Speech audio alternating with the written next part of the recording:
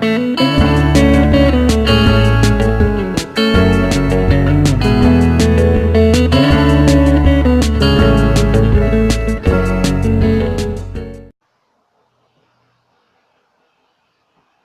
guys, welcome back to playing the Senior Chapter 8. Your big interview awaits. How will you do in the spotlight? Probably gonna do terrible, I don't know. But I'm ready for more college work.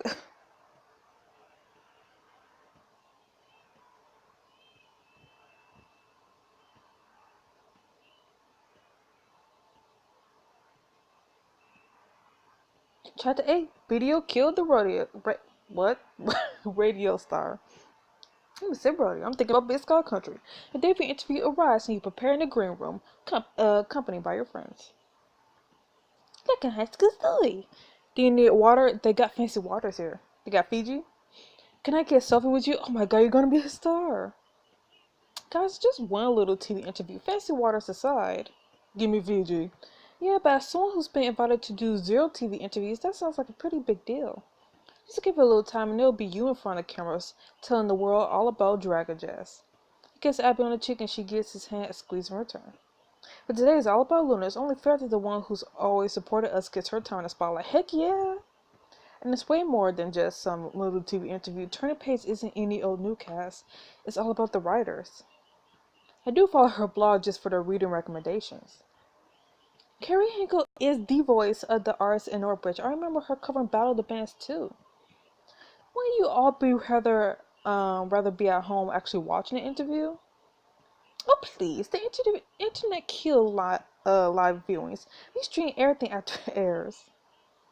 So how are you feeling? I'm excited Spinner is gonna jump on the couch. I'm excited. Getting to work on Vasquez's book was always such an honor. I never thought it would translate to being invited into live TV. You're in the big leagues now. In other words, right where you belong. At the moment, a composed woman in a suit enters the green room. She smiles and extends her hand when she sees you. Carrie Hinkle, don't you mean Anne or Anna from Royal Romance? Oh, I'm Carrie Hinkle. Thank you so much for agreeing to come on the show today. Please, the pleasure's all mine. I love the show. I can't thank you enough for inviting me as a guest. Oh, we're certainly glad to have you. Had the wardrobe department talk to you yet? No. Was I supposed to wear something else? I just thought you might want to wear something extra special. Something that says both lyric, professional, and television chic. The stagehand wheels in the rack of clothes and your friends gather around. Look at this suit. Is this velvet? Oh, it's so soft. I'm into the skirt and blouse combo. Check out the peekaboo sleeves. I'll leave it up to you, Luna, but I think the right look can really distinguish you as a writer. Who knows, maybe something will inspire you. Nope. Why don't you try them on and see how you feel? She exits and you pop to the dressing room to try on the outfits. Ooh, that really does look nice, though. Ooh, velvet.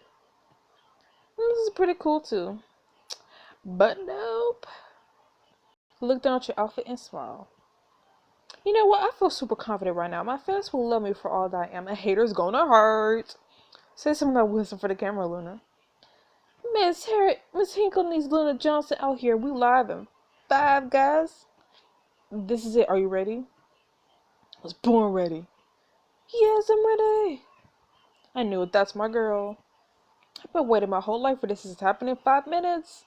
You glowing, go. I love you. Let's do this. You come closer, press a quick kiss to Jane's list, inspired your makeup, and then hurry through the green room door. You take a seat opposite from Carrie. As the cameraman signal, the light comes up and Carrie begins speaking. Welcome to Turning Page. I'm your host, Carrie Hinkle. Today's guest got her start as a late Enrique Vasquez assistant. After his passage, she completed his novel, The Freshman. Found her coverage of the Alpha Theta Mu Tori collapsed last year. She spent the summer on the staff of Vangus magazine. Please join me in welcoming Luna Johnson. The audience applauds and smiles. Give you a small way. Thank you so much for having me, Carrie. Now, I read your work. It was at times terrifying, heartwarming, and incisive. I found myself laughing. I found myself fuming. Where do you find inspiration for that kind of range? Well, I study the grades I draw from my experiences. It just kind of happens. I draw from my experiences. Life is full of fascinating and unique moments. If you look hard enough, anything can make good source material. We all have unique perspective, and I love that I'm able to share mine through my writing. And I say your readers are looking for your chance to see the world through your eyes. To build off that question, I'm curious to hear about any valuable experiences that writing has given you. Definitely finding my voice, building the show, improve my craft. Finding my voice? On a personal level, being able to express myself through writing has been hugely transformative. I think I approach life differently now. I'm more into my feelings and I'm able to better articulate. But most of all, I feel like I have a stronger sense of who I am and how I relate to the world. And I think that certainly comes across your writing. Your narrative voice feels so well developed and distinct. Now, Luna, you accomplished quite a lot at such a young age. Do you have any advice for aspiring writers? I say be a perfectionist. Just write, find a literary community. Um, Honestly, I kind of feel like just write. Like, just write to your heart's content.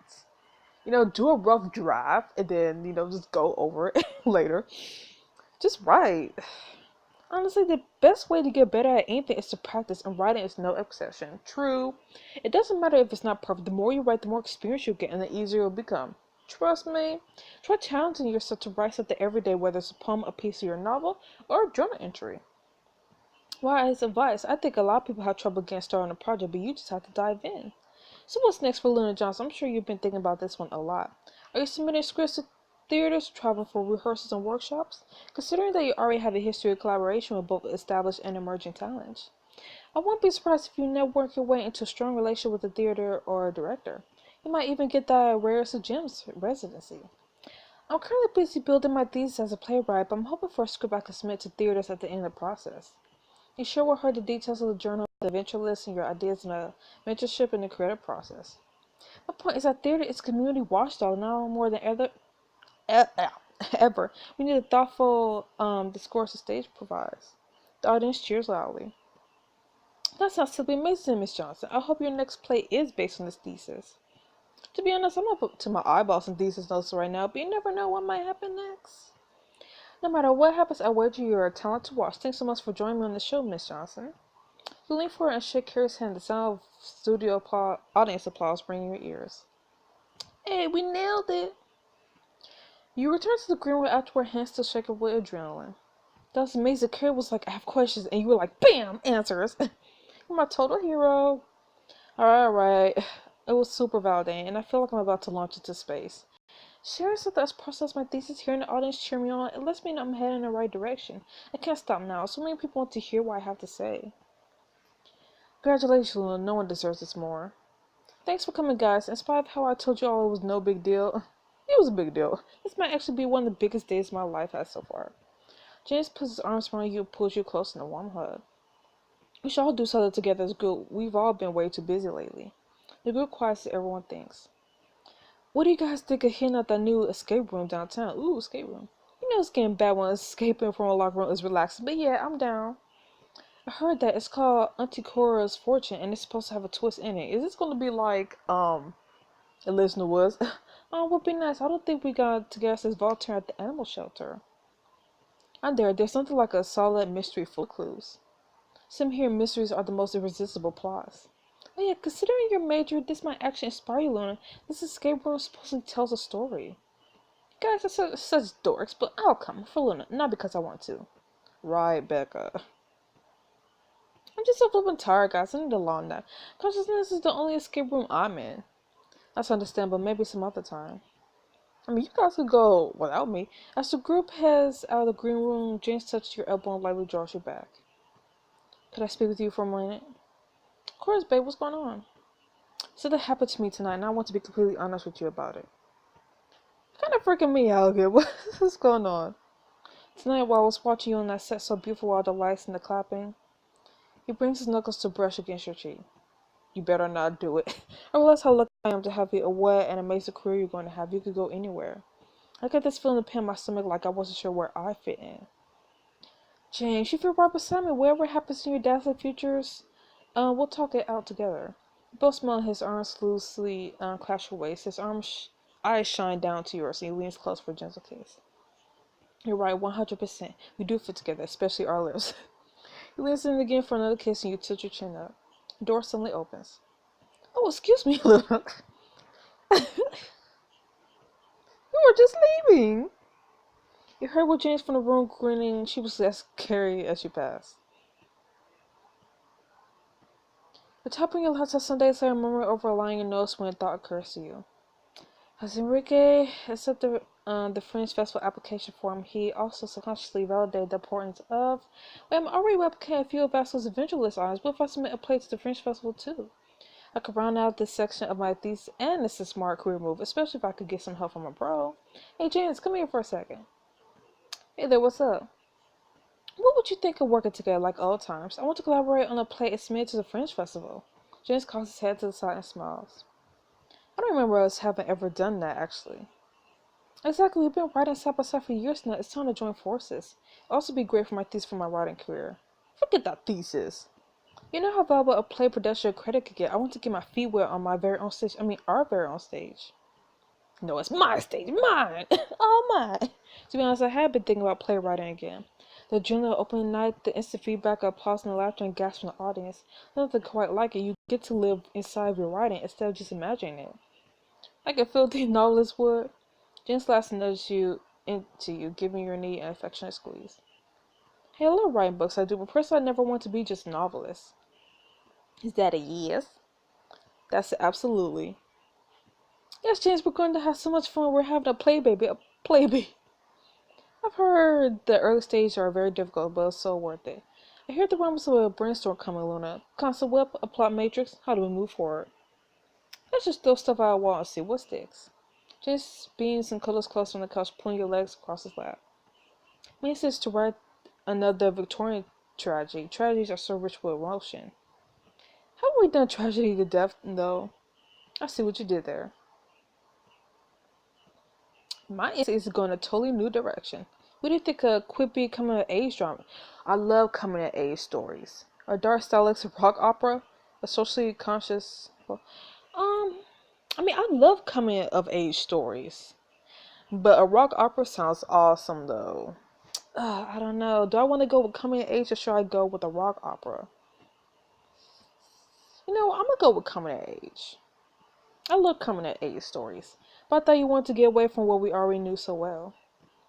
I wanted to get away from what you already knew so well. Final 11 20 somethings are my element, James.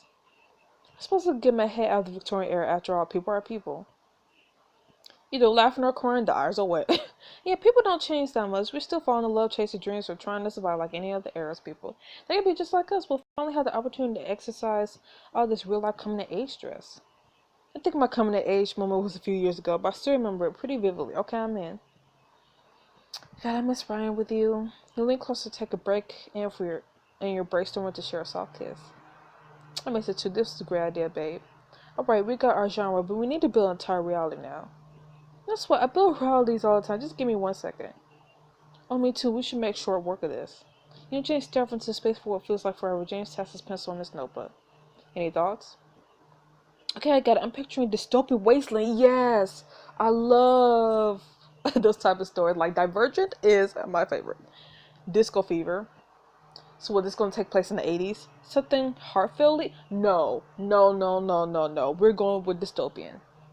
I want my Divergent. I think principles like love and hope and ambition are even clearer when starkly contrasted against the background of nuclear waste. That's the darkest thing I've heard in a while in our right tragedies. Also, we can have mutant monsters and wild sound effects and the killer wardrobe on the cheap. Literally on the cheap. You think this is a setting that really complements the genre? I can't think of anywhere I've seen this combination before, and that makes me really excited to be pioneers. Hot booze and goggles for all, dystopian queen. What kind of fog machine budget do we have? We'll open an account at the hardware store. Maybe we could get a discount if we got in bulk. Do you want to grab some coffee and head to the library? I'm so fired up. I can't sit on the couch right now, but I still need coffee. I have a bear idea. Coffee, yes, obviously, but let's go to Otome and really visualize this coming to life. Get the juices flowing. With two hot drinks and paper cuts, you arrive at the theater and settle into seats. You gaze together across the stage. I can almost see it now. A cluster of young people, much like ourselves not so long ago, talking about the minutiae of their daily lives. That sounds like a solid opening. I'm glad I got a veteran in my back here. James gestures to you with this pencil. I was born in a theater, my dear. But not literally, right? So our play needs a protagonist, and I imagine a heroine. Can we have a gay hero? Why it always gotta be a heroine? I mean, heroines are nice, but I don't know. I just want like, I just want a gay hero, or maybe a gay hero. I just want everybody to be gay. Okay, she's a good girl gone bad, boring. Comedy powerhouse, noble, tender heart. Okay, girl gone bad is boring. I'm sorry, but I'm tired of bad girls going good or good girls going bad. Like, no. Comedy powerhouse. I mean, unless it's done right. Like, I like comedy unless it's done right. Noble tender heart. I mean, the classic. She's been hurt before, but that doesn't mean she compromised her morals. She just tries harder and harder. I'm already in love. James! As the audience member, Luna, but your jealousy over a fictitious woman you invented is adorable. Maybe I'm instantly in love with her because she sounds a lot like you. Oh my goodness. Smile softly and leave forward, press a tender kiss to James' lips. When you pull away, he sighs. Alright, that's enough of that, or I'm going to forget why we're here. Me too. Now, what makes her so noble? What insurmountable odds is she fighting by resort of trickery? Society is the easy scapegoat for more character woes. Maybe she's even breaking the law for the greater goods. I like that a lot. So where are we christening this plucky heroine? I'm thinking something the brave, but it's your call. Eureka Lionheart? I don't even know what you just said. I think she's a Stella. What name are we going to give her? Because I'm terrible with names. Or maybe I could give her my name, Luna. I really don't know. You know what? How about this? I'm thinking maybe Nova. Yeah, let's go with Nova. I like that. Alright, my turn to build a character. His name is John, or Gabriel, or Casper. How did I pick a name so fast? Did I do it wrong? Just let me look up the meaning of all those names. You know how many times like these girls do a baby name website for the perfect bit? Honestly, I do that too. Like, when I'm trying to pick a name for, when I'm writing fan fiction or whatever, I always be scrolling through the baby names website to look for good names and their meanings. Okay, I researched all of them and decided to go with John because it means grace, and I like how it sounds. John is so boring though. It's simple, classic, but let's move on. Yeah, but I don't know. I kind of want something out there since this is dystopian. So we have Nova and John. How do they relate to each other in this world? Why can't she be gay? Let her be lesbian. Why do we have to have a John? Why can't we have a Grace? I don't know. With the roommates who hate each other, let's amp the tension off the charts. Well, John and Nova, honestly, I wish we could have picked. Like, I wish we could have picked if Nova is like a lesbian or if she's like straight. Because I totally would have picked a girl and have her name be Grace. Well, John and Nova are ill-fated lovers, similar but fight each other, opposites who need each other. Ill-fated lovers? Boring, get out of here. Similar but fighting each other? I kind of like that dynamic. Like, two people that are so similar that they just, like, clash so much. But I also love opposites. Like, I love opposites. Um, so should we go with opposites or should we go with, like, people who clash? No, I think I might go with opposites. I just love them. The immediate friction will give us a boost of tension right away, which is probably where you want it. Especially considering the novel you have in mind, I'm sure this is going to make for some great lines. What would you think if they steadily ease into camaraderie and then one of them betrays the other? Ooh. What I would like even more is to give John the chance to really impress the audience and instead surpass her wildest expectations. I guess that's a twist. We could set John up to seem very low at first, but they realize it's the only way he carries himself. Oh, John, I know. They both seem hard and jaded at first, but you slowly realize their goodness. Never really take a shade. The curtain rises, the audience quiets. Heaps of trash or bubbling vast or bright green wasteline the stage. We should make our own goo for this play and have it definitely play a pivotal role in the action. Enter John and Nova, 20-somethings who dream of a better world. The problems are big and small at the same time. The environment is stressing them out, sure. But who they're going to take to the recyclables party is stressing them out even more. What can we call a play with so much going on? I was just about to ask you the same question I'm running into right now. Ugh. I'm not good with names. Press your list together and give it some thought. I think I've got something. I don't know. I'm thinking working title. Okay, so let's see. So we got a dystopian world.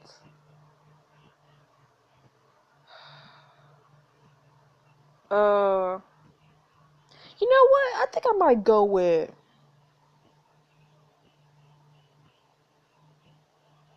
Honestly, I'm gonna go with Nova Rain because the main protagonist is named Nova.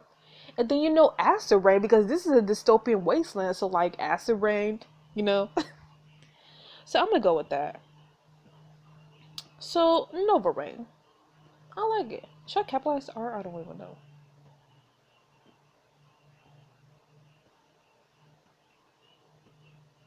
Oops. Didn't mean to do that. No, no, no. Um,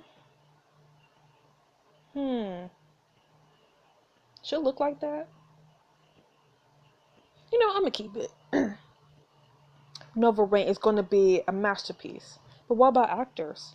I doubt we could give us all our friends starring in another play. They got jobs and pieces taking out their time. Trust me, I got an idea for that. You run your plan by chance, he agrees enthusiastically. On your way back to the apartment, you pull out your phone and give Chris a call. Hey Chris, you're never going to guess what just happened. Jason and I are writing a play together. We're going to submit it to the Fringe Festival. Chris laughs. Wow, that's not shocking at all, but congratulations. Actually, I have a question for you about 100 degrees. Shoot, I might have the answer. You guys have drama students. We're going to need actors, but we can't pay too much. We will give all our profits to 100 degrees, though. It's definitely within the realm of possibility. Let me talk to my boss about it, and I'll get back to you. Your phone chirps, interrupting the conversation. Hold on a second, Chris. Swipe for the screen and pick up a call from Kaitlyn. Hey, I got Chris on the other line, but now it's a party. What's going on? Not much. I won't keep you long. I just want to know if you have the time to be my music video vixen.